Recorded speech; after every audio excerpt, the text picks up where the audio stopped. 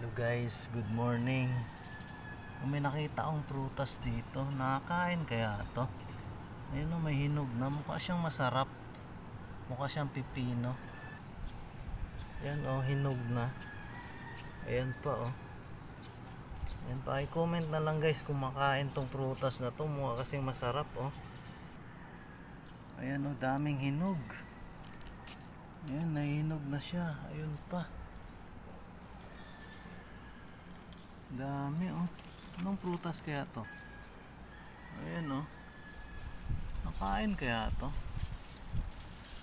Mukha kasi siyang masarap.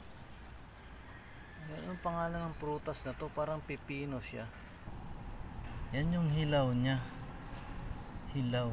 Mukhang pipino. Ayan pa. Anong prutas kaya to? Pipino. Pa-comment na lang guys. Yan naman ang itsura niya pag hinog. Ayan, pag hinog. Yan yung itsura niya. Ang sarap, di ba? Pa-comment ulit guys kung anong klaseng prutas to, kung hindi ba nakakalason. Itong prutas na to, kung makain ba talaga siya. Salamat.